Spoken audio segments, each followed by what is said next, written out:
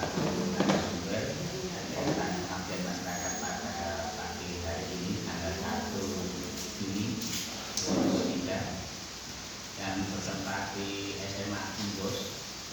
Hormati Pak Reza Ahmad, Kepala Sekolah sekaligus memfasilitasi bukan hanya uang termasuk konsumsi dan sebagainya. Oh begitu. Mudah-mudahan menjadi barokah semuanya ya. Bapak Ibu semuanya yang saya hormati, yang saya sayangi, khusus ada Pak Alim, ini saya luar biasa karena tidak semua orang di disiplin lain itu membutuhkan pendidikan dari Bapak konsen di bidang pendidikan.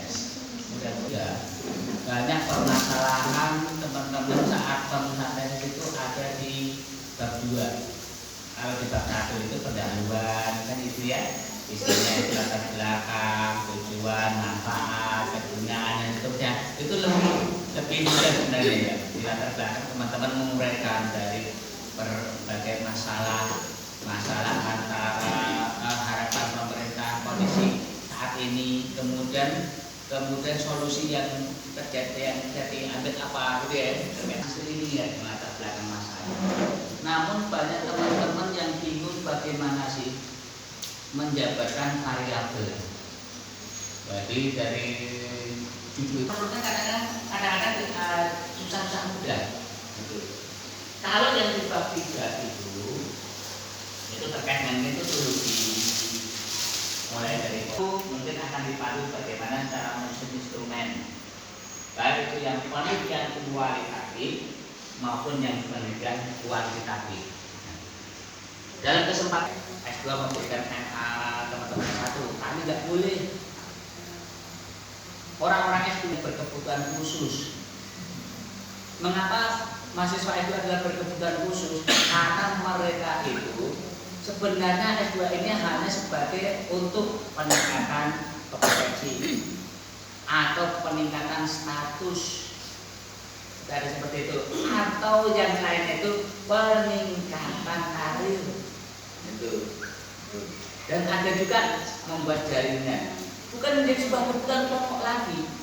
Maka kebutuhan khusus ini adalah satu, dipermudah cara bimbingan, dipermudah cara penulisan, dipermudah cara penilaian. Begitu pula untuk mudah nilai supaya dipermudah dalam penugasan. Nah, namun demikian kekhususan tersebut bukan berarti kemudian langsung disalahartikan. Itu akhirnya, oh ini benar mudah, ya udahlah nggak usah kerja aja lah, gitu kan. Nah itu juga sama-sama kurang tepat pula. Gitu. Nah, kesempatan untuk ditunggu angkatan pertama dan kedua adalah kesempatan emas. Yang pertama terkait dengan tugas belajar, angkatan pertama kedua akan kita kawal, gitu.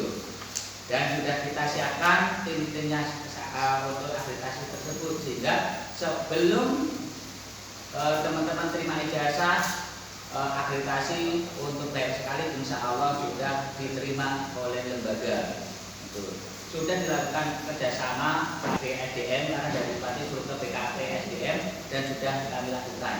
Hasilnya mereka sangat mensupport kegiatan kita pasca yang ada di Impri. Oleh sebab itu jangan sia-siakan untuk angkatan pertama dan kedua.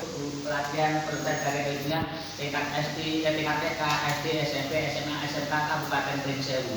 Karena TK-nya ada diwakili oleh Bu Rodia, sama Bu Erna. SD-nya itu sama Bu siapa? Bu Eni. Nah itu. Kemudian SMP-nya itu ada Bu Lis, Pak Wahono, Pak Edi ya Pak ya. Itu SMA-nya itu sama Bu Sulis gitu ya. Kemudian yang lain dan seterusnya. Dan diadakan di Pringsewu, bukan se-Kabupaten Pringsewu, tapi SD, SMP, SMA Kabupaten Pringsewu. Seandainya ada di luar Pringsewu ya nggak apa-apa, alhamdulillah gitu ya. Itu. Harapan ini nanti bisa berkembang untuk kelas-kelas yang lain, untuk bagaimana cara meningkatkan potensi diri. Hal yang sering menjadi hambatan para mahasiswa yang itu hanya di tugas akhir, yaitu di kalau tesis. melawan cara penulisan. Bila tulis ada masalah kesibukan keluarga, masalah kadang dengan dosanya, akhirnya mandek. Teman semangat, bisa cepat lulus itu aja, intinya seperti itu. Itulah misi kami. Mungkin itu sebagai pembukaan atau pengantar. Selanjutnya untuk Pak Dr. Ganjar, nanti ini waktu sudah-sudah Pak, kita sifatnya brainstorming atau curah pendapat.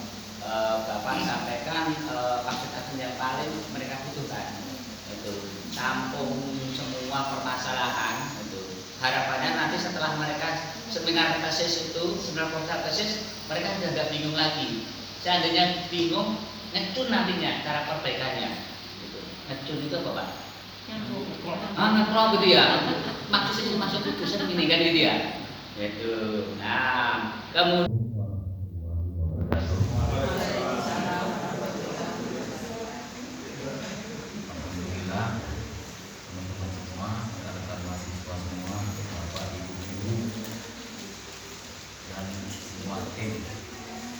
yang hadir di Imbos.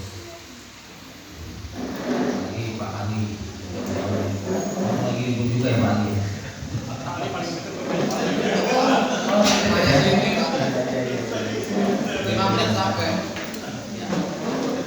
Ini memang sudah ditetapkan bersama Pak Patut salah satu program pasca sarjana, yaitu pengabdian masyarakat juga kepada teman-teman seluruh guru sebenarnya. Nah, kita khususkan juga yang ikut sewu. Awalnya kita berpikir ini khusus bagi peminat-peminat untuk pakar dalam menulis. Tapi saya rasa kalau kita sudah pakar dalam menulis, apalagi kalau kita memang bekerja dan pekerjaan itu harus dinilai terkait dengan kepangkatan dan itu pasti formil. Jadi saya rasa memang ada baiknya dari tim pasca ini untuk suatu pengabdian masyarakat yang memang benar-benar kita sebagai dosen di pasca dan pengelola pasca tidak ada tendensi apa-apa kecuali hanya menginginkan Bapak Ibu semua untuk bisa menulis dan kalau bisa menjadi pakar penulis. Oke, sebelumnya di sini memang kami ada tiga tim inti, ya, yaitu Pak Patul, saya, beserta Ibu Alda. Memang dalam penggarapan buku kami adalah tiga tim inti karena punya spesialisasi masing-masing. Tentunya saya dengan Pak Patul jelas di bagian administrasi pendidikan, manajemen sumber daya manusia, manajemen pendidikan dan yang lain-lain. Kalau Ibu Ale itu spesialis untuk editor, termasuk ahli bahasa ke bahasa Inggris. Mungkin suatu saat kami akan temukan dengan ahli bahasa Melayu Malaysia, Jepang, Jerman dan segala. Karena begini Bapak Ibu, sebelum kita masuk ke dalam materi, buku kalau kita tulis sudah bagus kita cara menulis buku, tetapi kalau hanya bahasa Indonesia yang di ISBN itu hukumnya hanya dapat satu gitu kan. Dalam artian ada 45, hanya 45 poin. Terus kita buat buku dengan judul yang berbeda, isi yang berbeda, maka akan dapat poin berikutnya. Tetapi kalau kita alih bahasa ke bahasa Inggris, kalau punya 45 angka kredit untuk naik pangkat itu misal 45, berarti 45 ditambah 45. Alih bahasa lagi itu bahasa Jepang 45 dalam satu judul buku, bayangin. Tuh, sudah 90. Alih bahasa lagi bahasa Melayu, bahasa Jerman, Prancis. Maka ada kalimat jenuh. Jenuh penelitian itu variabelnya itu aja. Maka pada waktu penelitian Bapak Ibu bersifat formil, pas masuk di artikel berbeda judulnya tetapi tidak merubah makna. Contoh, Ini kan di bab 1 ya. Ini saya besarkan lagi ya.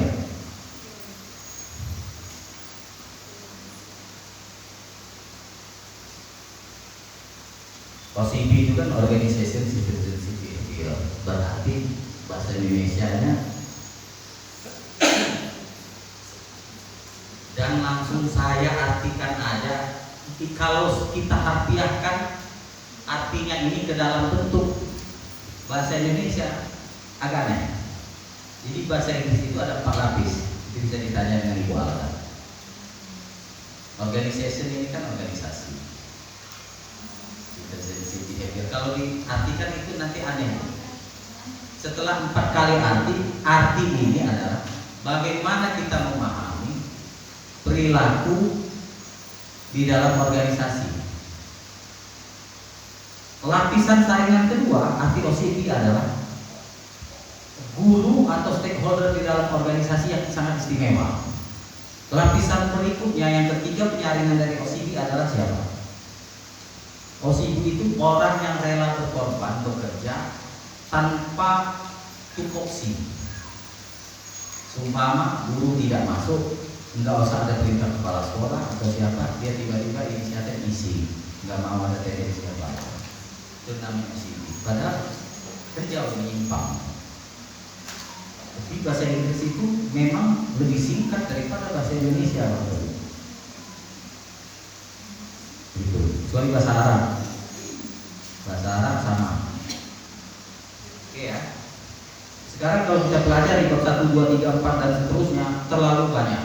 Saya ambil 1 poin. Yang ini akan mengerucut pada bab 2. Bab 2 tesis, sehingga pada waktu kita membuat bab 2 nanti tidak simpang siur.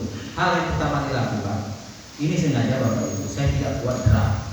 Pada waktu kita kesini, Pak Pakru, saya dan Ibu Alda kesini bertiga untuk mengambil masyarakat, kita tidak mau buat draft PowerPoint, biar murni dari pemikiran kita bertiga semua. Jadi kalau dibuat draft, saya khawatir tidak sesuai dengan keinginan dari teman-teman, dan kita menjadi robot. Dalam waktu saya menerangkan, Bapak Ibu, kalau suatu ketika mau ada instruksi pertanyaan, silahkan langsung di kolom, tidak ada masalah. Biar daripada diakumulasi nanti kita tinggal. Yang pertama, kalau kita menulis, idealnya kalau kita kuliah S2, dalam satu bab, dalam satu variabel, itu harus ada 7 teori dan 7 konsep. 1 poin ditekankan benar biar sukses menjadi pakar penulis penelitian. Di setiap satu bab, ingat ya, nanti akan saya jabarkan. 1 teori, di setiap satu bab variabel itu harus ada 7 teori dan 7 konsep. Apalagi kalau kita sedang sekolah jadi mahasiswa, itu ideal. Nanti perkembangan di jalan, kalau dosen itu lihat, guru untuk membuat kalian bisa menulis itu melihat. Kalau memang teman-teman mampu, harus 7, lebih dari itu boleh. Kalau enggak nanti grade mulai menurun. Ya sudah 5 aja. Masih juga nggak bisa, ya sudah 3 aja. Masih juga nggak bisa, ya nanti dulu aja wisudanya. Yang harus bisa dulu, karena ada kriteria tersendiri. Itu ya. Terus biar enggak lompat, saya kasih tahu. Pak kasih tahu contoh teori bagaimana dan contoh konsep bagaimana. Nah, itu ya. 7 konsepnya 2 nggak apa-apa. Atau teori 7 konsepnya hanya 1 nggak apa-apa. Jangan terbalik Bapak Ibu. Teori konsepnya 7, teorinya hanya 2. Miris. Tapi ada kan perguruan tinggi yang macam itu meluluskan mahasiswanya? Ada. Teori ada konsep. Dia dalam penulisan kalimat kata sambung upayakan tidak ada, apalagi kaum yang lagi belajar. saya juga sudah susah menemukan di buku kacamata manajemen pendidikan sekolah. Tetapi saya akan tunjukkan penyalahan dalam kata sambung di buku. Contoh, nggak usah jauh-jauh, langsung aja lihat.